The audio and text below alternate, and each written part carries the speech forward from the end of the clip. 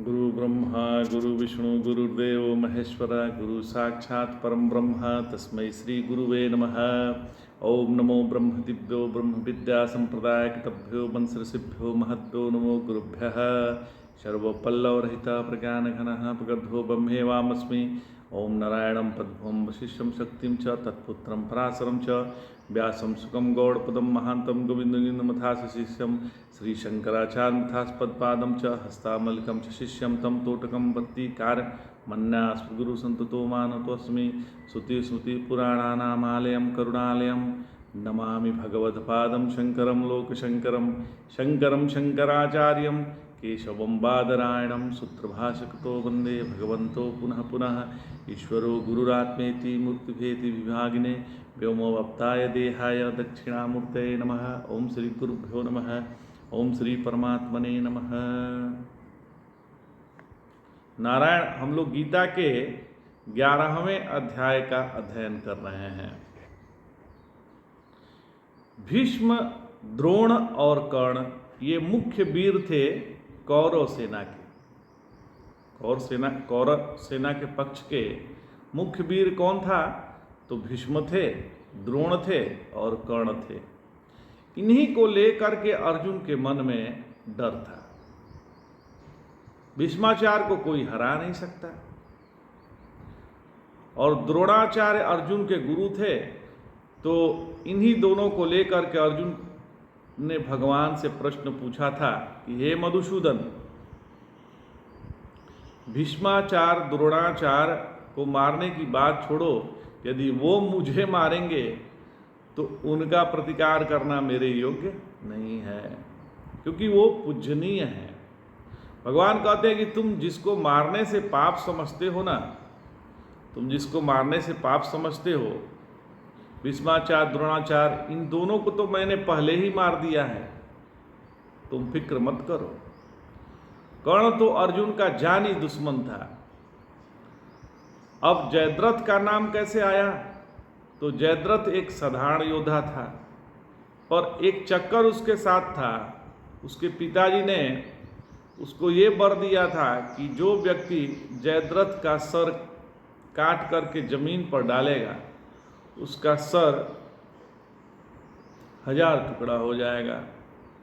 इसलिए कोई भी जयद्रथ को मारने के लिए तैयार नहीं था।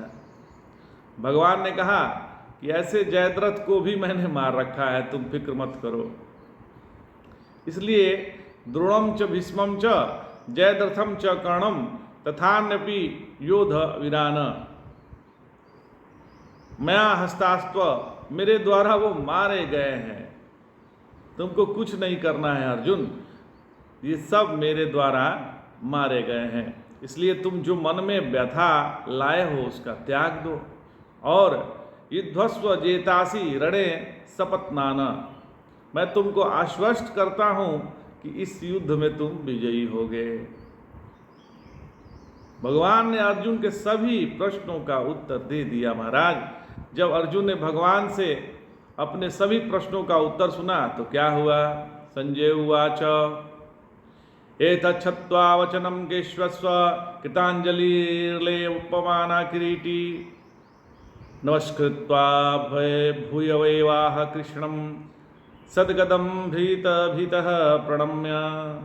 संजय ने कहा, भगवान के ये वचन सुनकर अर्जुन कांपने लगा महाराज, और हाथ जोड़कर भयभीत हो गदगद वाणी से पुनः बोला। क्या बोला? भगवान के यह वचन सुनकर अर्जुन को अपनी विजय की संभावना समझ में आ गया।